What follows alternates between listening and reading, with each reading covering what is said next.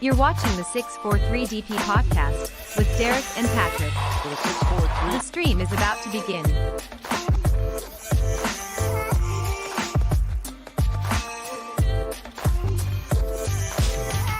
the 643.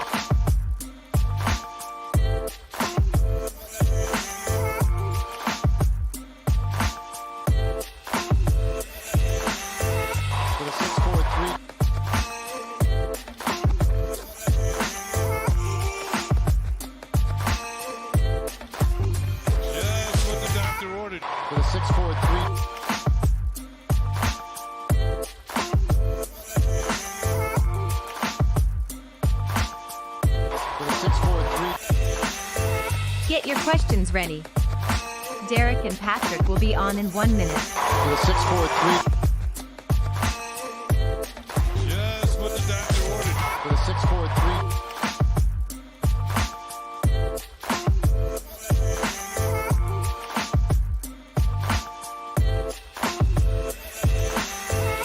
For the 643. For the 643. The stream will begin in 30 seconds. For the 643.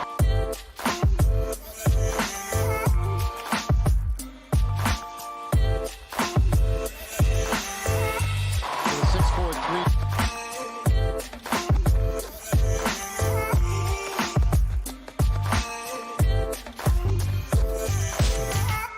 Just what the doctor ordered. This is the 643DP podcast with Derek and For the Patrick. 643. The show is about to begin. What's going on, everybody? Welcome back to the 643DP podcast. As usual, I'm Patrick Hennessy, joined by the man. He's usually Derek Lewandowski, but today he's Joey Gallo for 4. How are we doing today, Derek? You know, I'm hanging in there as much as any Yankees fan can. You know what I feel like right now? You know, like that meme of like that dog who's like sitting in a house of fire. He's like, this is fine. That's literally me right now, because for some reason I have like some sort of like optimistic attitude about this team. Now, I don't know if that's because of I just ran my frustrations out in the post game. Then I'm like, all right, like, I rant just to get myself let down the same exact way the next day. That's what always seems to happen. But before we get into anything, let's take a 10/roll call. Let's see who we have in the chat. Appreciate you all for stopping by. Who do we have? We got Corey, we got Pinball, Jesse Dominguez, Jesse Sanchez, Lori C. We got Conrad, New York Style. We got Black Swan, Trick Shot, THE Mod of the Century. Appreciate you all so much for stopping by. Once again, if I miss anybody, please don't cry. I apologize. But Derek, we got some big stuff going on in Yankee Land. Last night, Gerrit Cole did leave in, what was it, the 4th inning with a little phantom injury. We didn't know what it was at first. Then they announced it was left hamstring tightness. I'm a little bit concerned, but not as concerned as if it was like an arm issue, obviously, right? But as far as what we're hearing so far, Gerrit Cole is pretty optimistic as far as it goes. He might even be able to make his next start, even though I'm doubtful of that. But apparently they're going to be reevaluating him within the next couple of days or so. How are you feeling about the injury? So I'm glad he pulled himself out in retrospect without like a serious injury. He felt a little something. He did what you're supposed to do. He alerted the trainer. Sucks that he had to leave the game. Sucks that, we lost the game, but we weren't going to come back anyway. We didn't score. So, in retrospect, it didn't hurt us that much. He did pick up the L. I worry about a guy pitching with a sore leg, and he should heal. If it's not serious, he should heal in time to make at least a couple of more starts this year. But if it's something that grabs next time out, they got to shut him down. I don't want him hurting his arm. Yeah, I would have to agree. I mean, especially because like we're looking at Gerrit Cole, and we were talking about this before we went live. Like, imagine the Yankees rotation in a playoff series without Gerrit Cole. Bro, we're looking at like Nestor Cortez, like your wild card game starter. That's not a knock on Cortez whatsoever, but the drastic difference between like the rankings and the Yankees rotation. I don't trust a rotation going into the playoffs of like a Nestor, Tyone, Monty Kluber. I just don't, and I don't think that's going to win them any games. So therefore, like the health of Gerrit Cole is probably the most significant out of any player on this team, offensively or pitching wise. You cannot afford to lose Gerrit Cole in this point of the season. Yeah, and just a cautionary tale for the people out there. When a guy's pitching with any kind of a leg injury, it can alter their mechanics. you might remember Chen-Ming Wong. He was, a really consistent Yankee. I mean, he wasn't at Gerrit Cole's level, obviously, but he hurt his foot on the base paths in Houston, and he was never the same after that. He got rocked in the opening at Yankee Stadium, the first game at Yankee Stadium, and he was just never the same because he had to alter his motion to compensate for a foot injury. It injured his shoulder. So that's just the one place where, I'm a little bit cautious, and I think the Yankees are going to be rightfully cautious with using him. My optimism about the season as a whole dissipated a lot last night. Yeah, and we were talking about that too, just because I think you're more so on like the negative route of things, and for some reason I'm kind of positive, even though last night, so negative about this team. But now I woke up this morning, I'm like, I'm keeping in mind half a game up on that first wildcard spot. Like the fact that Boston keeps losing, but also the fact that the Blue Jays and the Mariners keep winning. They're creeping up on the Yankees and Red Sox too. That would be the funniest thing if the Blue Jays and Mariners ended up playing the wildcard game, the Yankees, Red Sox both miss out. But I think that's also why I'm so optimistic still, just because I feel like if the Yankees are kind of just getting all of this out of their system now, and then let's say next week they could go on one of those ridiculous runs again going into the postseason and get hot at the right time, kind of like what they did last year, I'll be confident in that. Sure, I suppose it's hot. I mean, it's possible they get hot. Anything's possible. There's still, 3 weeks left. Anything could happen. But just watching the at-bats that these guys are having, I mean, you're starting to see things that we wouldn't have expected. Gleyber Torres being benched. Gleyber Torres is straight up benched. He's healthy, but he's just not playing because they're going with Andrew Velasquez, a 26-year-old journeyman prospect who's hitting .242 with 1 home run over Gleyber Torres. And that's because Gleyber Torres has been so bad out there. Joey Gallo hitting 1 for a million since coming to the Yankees, essentially. There's just a lot of things that are on my mind, and you said I was negative. I don't want to say that I'm either positive or negative. I try and maintain like a realistic temperature on where the team is. I've been watching baseball for 30 years, and you know a good team when you see it, right? You know a good offense when you see it. I look at the Blue Jays and I see a great offense, right?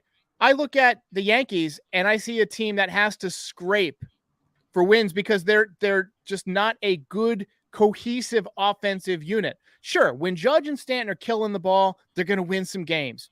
It happened this summer. It might happen between now and the playoffs. It could very well happen in the playoffs and carry them. But if I'm looking at the chart of probabilities, the probability that comes up the most often for me is that the Yankees end up as the number 2 wild card and lose a game on the road in the wild card game about 5-1 with, 3 or 4 double plays and about 12 to 15 strikeouts. That's kind of what I'm setting my realistic vision on as what's going to happen. If they shock me and they do better than that, I'll be the first to admit I was wrong, and I'll be happy about it. Happy to be wrong. Yeah, I mean, my thing is I'm just not that low on the offense. Let's not forget, the entire month of August, especially after the trade deadline, this lineup was very good. It was very potent. It seemed like they were never really out of a game. Were they though? Were they? Derek, I'm going to be honest. When we were on that huge streak, even before the 13-game win streak, before the Field of Nightmares game, I truly never felt like we were out of a game with this team. It just felt like, now obviously they weren't scoring 15 runs every night, but they were getting the job done to win baseball games. They obviously weren't as bad as they are now. And I don't know if this is a theory or not, but I feel like ever since Gio and Gleyber came back and you kind of take at-bats away from guys like Wade and guys like Andrew Velasquez, I feel like the lineup has gotten significantly worse. And I think that's kind of the mentality that we're grabbing here. Can we talk about Velasquez and Wade from it? Wade's not in the lineup tonight, but I feel like Wade has earned a little bit more playing time than he's getting. I say it all the time. He was really good. He really impressed me. I mean, you might remember I did a video early on that said Gleyber sucks at baseball. And it was at a point where he wasn't getting much playing time. And every time he came in, it seemed like he would screw up. But to my astonishment, when he got extended playing time, he became that prospect that they were always hyping up. He was he hit 415 for a month. He was swiping bags. He was playing great defense all over the field. He was playing great at third. He was playing great in left. We saw him run down some balls in center. He had that great catch in Corey Kluber's no-hitter. That, to me, is when he really, made his first real step towards, being a really good player. Yeah. He's hitting for a higher average than DJ LeMahieu this year. And I know average doesn't matter to the nerds, still matters to me a little bit because hits are important. I think Tyler Wade has earned a little bit more playing time. Yeah, and also, like, especially with the competition above him, I don't know how Rougned Odor is getting consistent playing time over Wade. And I think the whole thing that the only reasoning I could get behind here is that they view Wade as being more valuable off the bench in like a pinch running situation. And that's the only thing that could pop into my head. But then again, if you're going to go that route, why not use Andrew Velasquez as that guy? Simply because, like, one, I don't think he's as good as of a hitter as Wade. Sure, his defense is probably a little bit better, but his speed is better than Wade too. So it's like, if you want to go that pinch running option, Velasquez might be your guy. I don't know why they're treating Wade the way they are. I want to pull up the Yankees lineup for today just because we're talking about it. So I think if anybody hasn't seen it, let's give you a shot to see it right here. Bang. Wait, that's not even the lineup, dude. What lineup is that?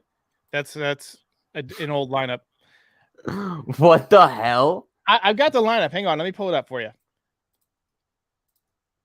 Using value. This is what they call dead air in the showbiz, Patrick. That's so annoying. I literally had the lineup pulled up, and all of a sudden I see DJ LeMahieu at the top. That's not it. Gardy's leading off. Gardy is leading off. Batting second, Aaron Judge in right field. Batting third, Anthony Rizzo at first base. Batting fourth, Giancarlo Stanton at DH. DJ dropped to fifth in the order. He's at second base. There we go. Joey Gallo in left field. Gary Sanchez behind the dish. Rougned Odor over there at third, which Rougned Odor is a terrible third baseman. If you want some good defense, Wade is a much better, and Wade makes more contact. It's just a perplexing move. I get that Odor has more power than Wade, and obviously the Yankees are going for power right now, but I would much rather see Wade over Odor at third base in that spot. Andrew Velasquez, I like that he picked up hits from both sides of the plate last night. He swiped a bag. He's playing with a lot of energy. Is he the long-term shortstop? No. But, could he keep that position warm until you get somebody else in there? I think you really could. He really could. Yeah, it's actually really interesting simply because, like, on the video that I published on the channel this morning, we kind of talked about, like, the future of Gleyber Torres, and I think Andrew Velasquez is a great placeholder for Gleyber Torres, for Anthony Volpe until he does come up. I don't think Gleyber Torres is that guy for me, to be honest with you. Like, he's just not that guy, pal. But, I mean, if I'm kind of looking at today's lineup, and I have a few takeaways, good and bad. We'll start with the good. Why not, right? I'm happy Velasquez is out there. Speaking of him, I'm happy he's playing shortstop. Also, I'm happy they lowered Gallo in the lineup. Happy they lowered DJ in the lineup. But when we've been advocating for so long for DJ LeMahieu not to be leading off anymore, that didn't necessarily mean throw Brett Gardner in the leadoff spot. Like, it blows my mind. And this is like the prime reason why I keep telling everybody he's going to be back next season. It's evident that the Yankees still view him as a valuable piece. Brett Gardner is not retiring without like announcing it way before the season. He's going to be back next season because the Yankees are going to want him back. He's going to want to come back. Guarantee that. And I'm going to be sick to my stomach all year again next season because it's going to be a little retirement tour going on. But also another bad spot. Where's Luke Voit? Derek, where's Luke Voit? It's getting to a point where I have to put this little free Luke Voit sign up every single day. I don't get it. I don't know what the Yankees have against him. I don't know what the fan base has against him because it seems like most of the people in the fan base are turning against him. It makes me sick to my stomach, all these little things that go on and how the Yankees just apparently hate Tyler Wade. They hate Luke Voit, but then they're in love with guys like Rougned Odor and Brett Gardner. I'll never wrap my mind around it. So quick thought on Brett Gardner, and then I'll get to Luke Voit.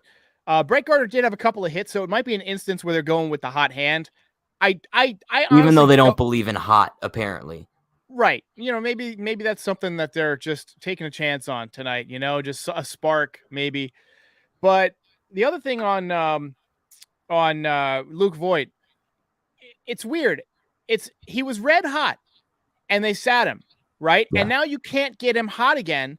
And because he's struggling when he plays so sporadically, he doesn't perform, and that means you got to bench him more. It's a self-fulfilling prophet.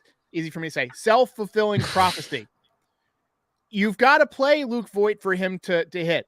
There's no point in resting him, so this can't be a health thing. There's 3 weeks in the season. If somebody gets hurt now, no matter what, they're done for the year, right? If they pull a hammy, they pull a rib cage, an oblique, they're done for the year. Just play them. Put Giancarlo out there. Let me give you the lineup.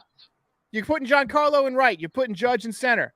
You're putting Gallo in left for a minute longer. And if he doesn't hit, you're going to somebody else who can hit, like in the next few days.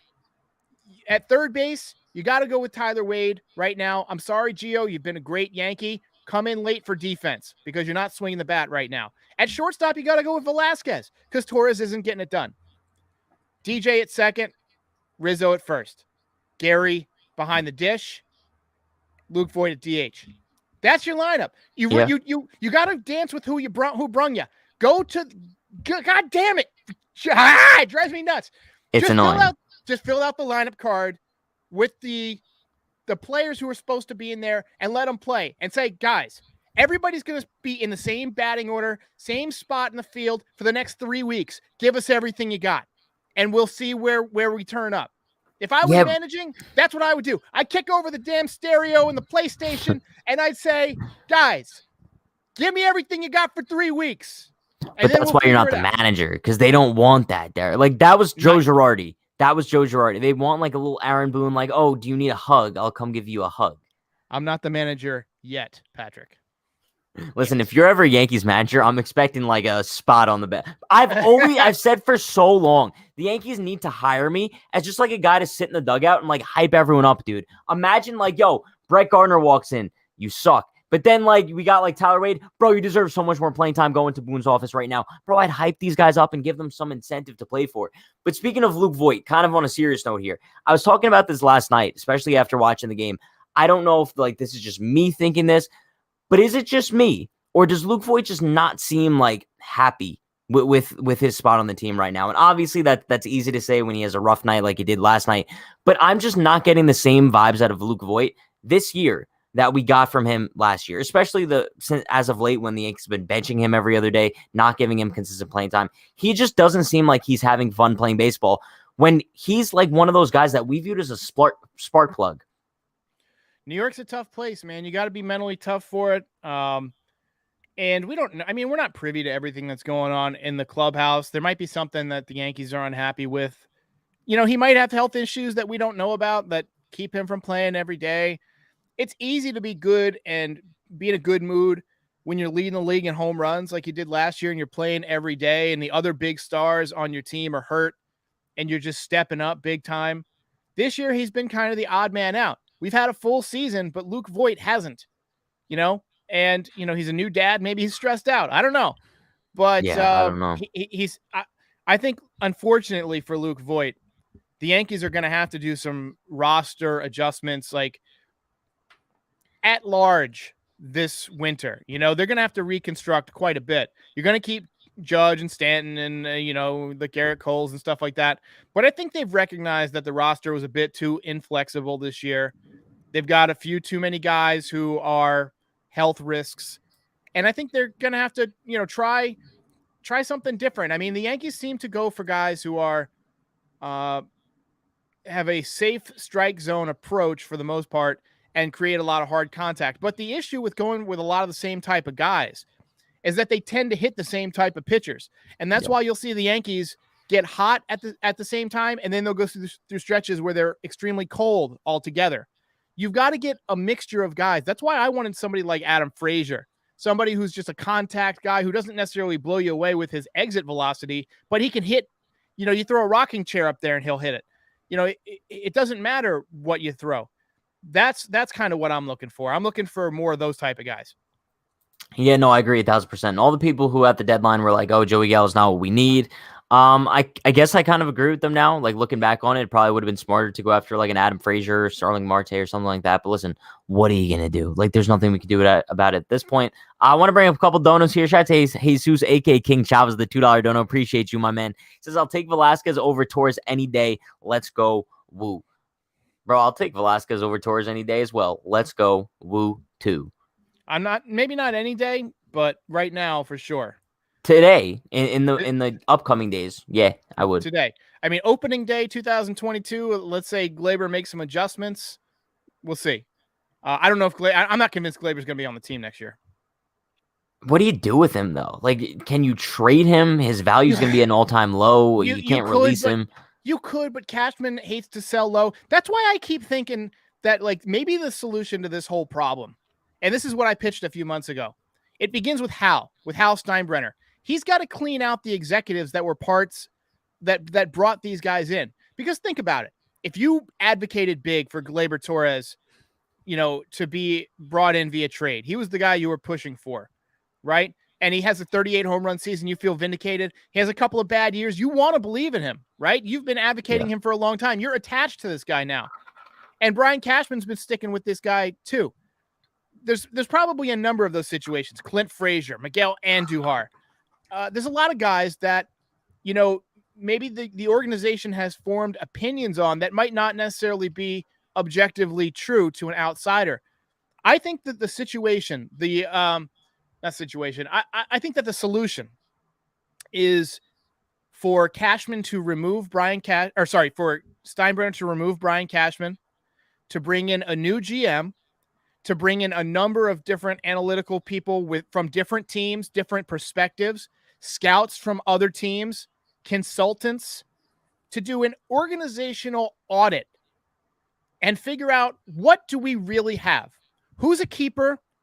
Who's somebody we can move? Who's somebody that maybe is overvalued by the rest of the league, that we are, somebody who's maybe playing well that we think we could move? Take a look at what contracts you can move. Who has options and things like that can be, in clauses and stuff. Get as much space on the roster as you can, and then start fresh with some trades, some strategic short-term free agent deals. Do what the Red Sox did a couple of years ago, where they just reinvented the team on the fly. They just said, all right, we're getting rid of everybody.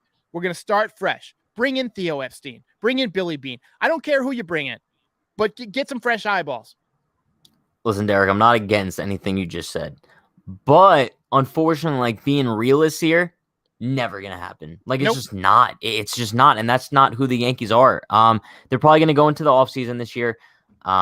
Be careful with their money. They're not going to spend too much. They're going to stay under the luxury tax. They'll probably make a couple cute little pickups, maybe couple cute little trades. It's going to be the same thing as last season, though. It's going to be a bunch of low risk, high reward kind of things. Maybe expect a 1-year deal to another aging veteran. I don't know. Justin Verlander. Probably. Yeah, I could definitely see him going back to Houston, though. I know a couple people have mentioned him. Max Scherzer's a free agent. He's going to be demanding probably a little bit more than a 1-year deal, so I can't see the Yankees going there. He also wants to be on the West Coast. Yeah. I mean, I could see him going after a Marcus Semien. Though. He's probably going to demand a lot of money, and they don't really have space for him. Maybe. No, they can create a spot for him. That's one of the things that, he's a good way for you to reinvent your team. I think he's, 30 or 31? You might be able to get him on a 4-year deal if you overpay on the AAV, and you can create room. You can, he's a type of player you need. Starling Marte on a 2-year deal. I mean, you got the Martian coming up, but you overpay for Starling Marte. He's 32, 33 years old. You give them these guys 2 years at an exorbitant price, which you can do because you came in under the luxury tax this year. It allows you to be more flexible. I think that's something they can do. But like you said, it's probably not. It's not what they're going to do. Yeah. It's what could be done if you had somebody new in there. Yeah, I agree. But listen, we were talking about today's game. One guy we didn't necessarily mention who I think is a big name for tonight, Luis Gil. He's back in the Bronx. It's been a while since his last start. Yeah, the real deal Gil. 15 scoreless major league innings. They sent him down kind of, I guess, so Andrew Heaney could make some starts. I don't know. But all I know is that Gil is back now. I don't know if this is going to be a long-term thing or what. All I do know is that, Derek, God forbid he has a little bit of a clunker tonight. The Yankees are going to be like, well, told you so. I mean, told you he's not ready for the big leagues. Bro, I hope Luis Gil shoves today. And literally just shoves in front of Brian Cashman's face, in front of everyone in the Yankees organization face. Just be like, you know what? I am the real deal. You know what I'm saying? I mean, I think they believe in Luis Gil, or he wouldn't be up. I mean, we saw what they did with guys they didn't believe in. Hoy Jun Park, for instance, didn't believe in him. You know what I mean? You can tell when they don't believe in somebody. Yeah, but then why didn't they keep him up? What do you mean? I think they're toying with his service time a little bit. And with the roster construction, I mean, he's a guy who has options. So send him down. It's probably not something that they wanted to do, but it's something that had to be done. They might have noticed something over the first few starts that, they wanted him to work on a little bit. His last time out, he was really good in Scranton too. So I don't know if he's going to throw a shutout baseball tonight, but I think he's going to give him a good start. This is a good lineup. It's a good test for him if he pitches well. And I think he's going to probably give you like 5 1/3, maybe 1 or 2 runs. That'll give him confidence against, going against a good team. I would take that too. Yeah, especially, I mean, listen, we're looking at the Yankees pitching depth right now, and especially without Gerrit Cole, it's not that deep. So if you're telling me that like a guy like Luis Gil could be getting some starts over someone like Andrew Heaney, I take that any day of the week, bro. But Andrew Heaney is also another one. I'm shocked he is a roster spot. Like, bro, how? I got caught up reading Michael Caputo's comments. This guy needs to double up on his medicine, man. I don't even pay attention. I really don't. I really don't. Oh man. So look, I hope that Luis Gil pitches well. I feel good about the rotation beyond Gerrit Cole. Honestly, I think that Corey Kluber is only going to get better. I think Gil is more than serviceable. I think Cortez is going to do fine. He'll do fine in a playoff start. But it's all. I mean, you're not winning anything without Corey Kluber. So my mind is kind of without Gerrit Cole. So my mind is kind of preoccupied with that. It's like I'm not going to feel comfortable that we can even make the playoffs until we see what we're going to get out of Gerrit Cole next time. Yeah, I agree. But listen, Derek, let me ask you a question. Did you watch Derek Jeter's little Hall of Fame induction ceremony thing today? Every word. I thought it was fantastic, and I'm going to give full comments on it in my recap tonight. But I thought it was great. I love the pomp and circumstance. I watched every at-bat of Derek Jeter's career probably. And when I was younger, when I was in my 20s, I didn't care about Willie Randolph's induction or Reggie Jackson's induction or Phil Rizzuto because I didn't watch those guys. But I watched every game of Derek Jeter's career. And I got emotional watching that. It meant something to me. And I get that the younger fans don't care. And I'm seeing a lot of comments, don't give a shit. To me, it meant a lot to me. So if you're going to bash Derek Jeter, we're going to fight, bro. We could fight. No, we could fight simply because like I genuinely don't care. Like I know I'm wearing like the Jeter shirt. I'm like, this is the least I could do.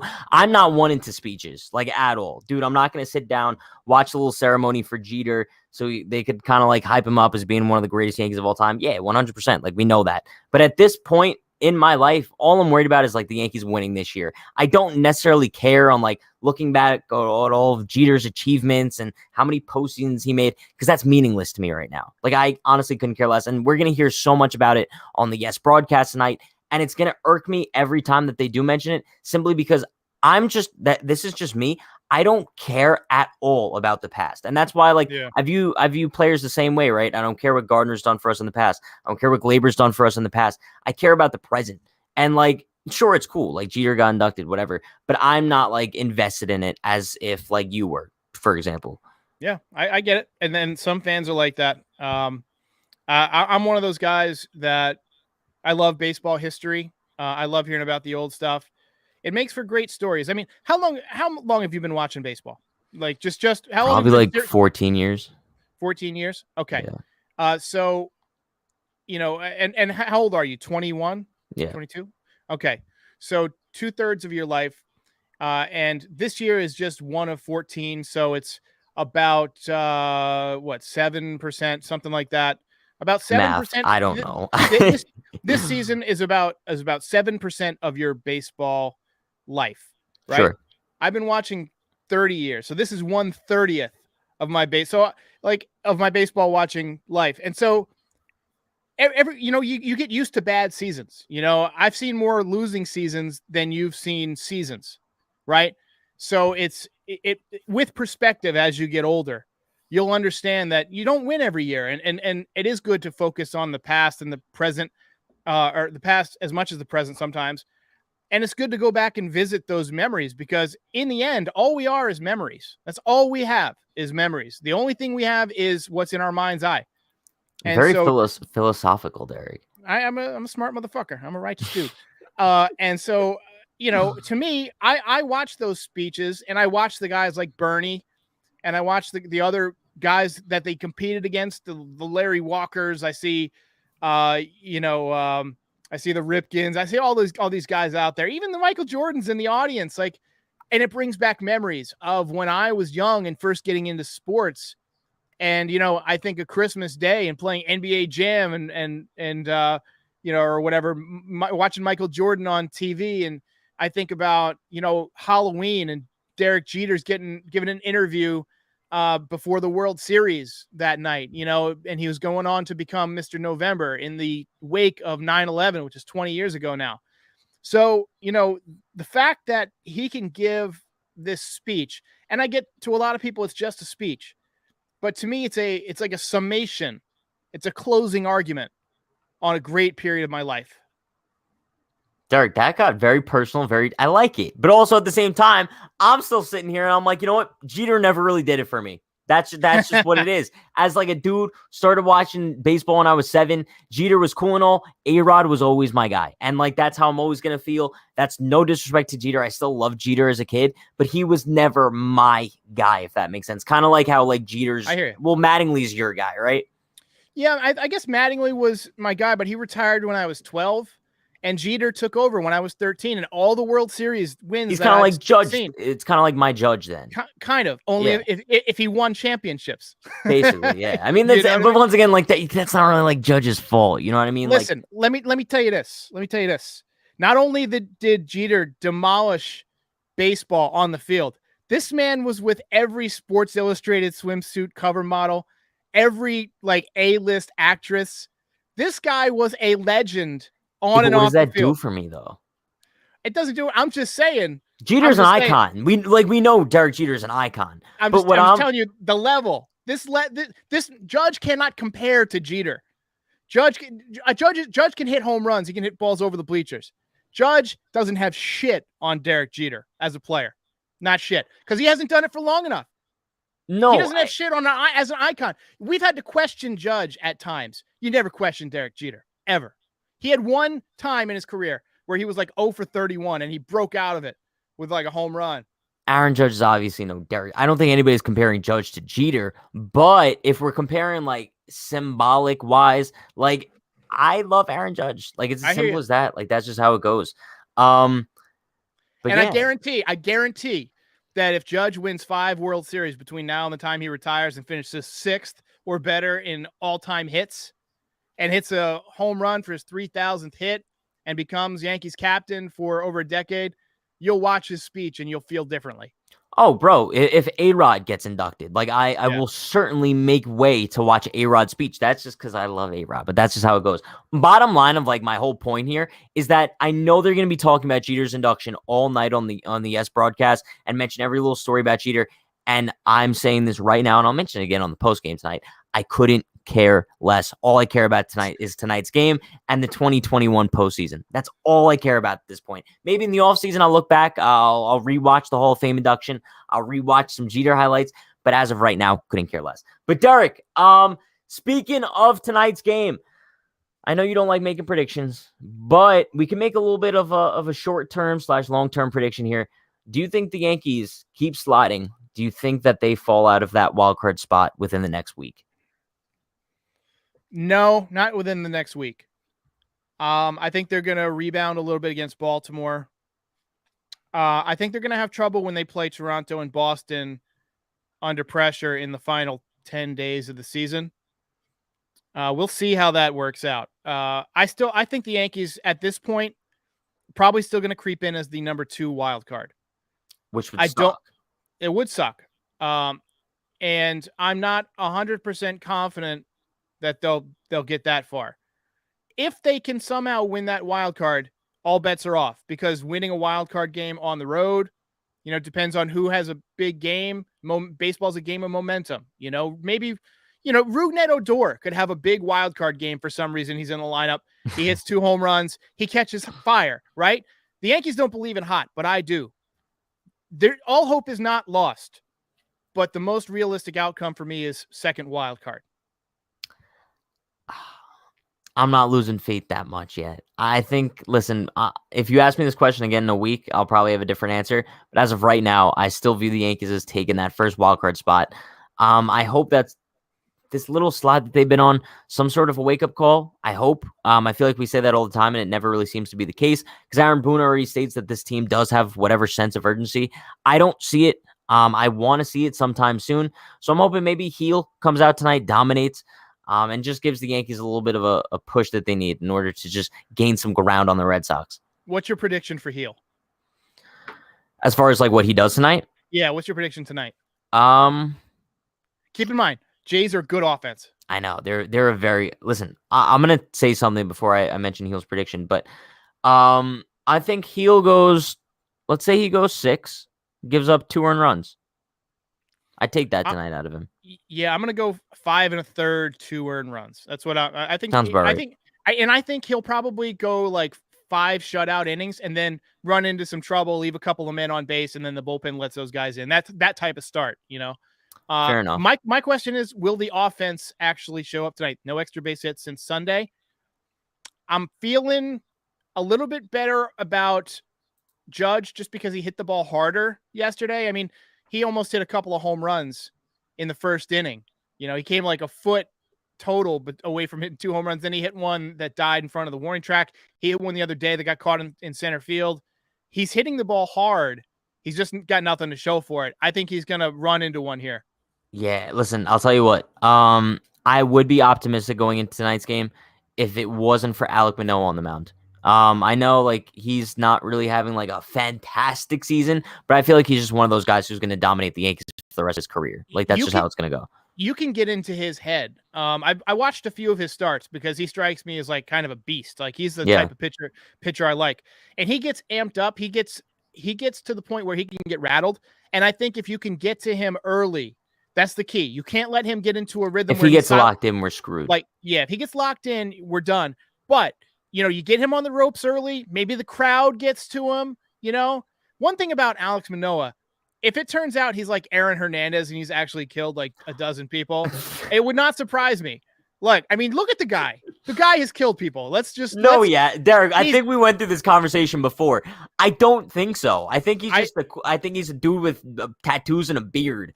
I think he's going to show up with the teardrops to represent the souls he's taken. I think he's committed multiple murders. Listen, but speaking of Manoah, speaking of the Jays, kind of what I mentioned before my heel prediction, is it bad for me to say I like the Toronto Blue Jays? Like this isn't the same Blue Jays team that like demolished us in 2015, Derek. Like I hated those Blue Jays with Donaldson and Batista and Deoner Navarro. Bro, this Blue Jays team is fun. Like I like Bo Bichette. I like Vlad. I like Semien. This Blue Jays team is not, it's not easy to hate them because I like Manoah. Bro, I like most of their guys.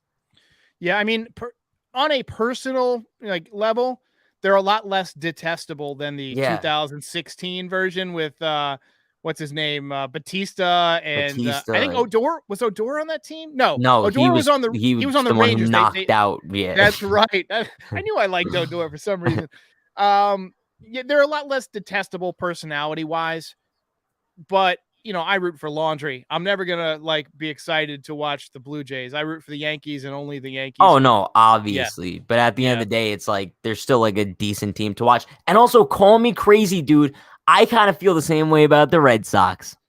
Besides like Alex Verdugo, I don't mind Xander Bogaerts.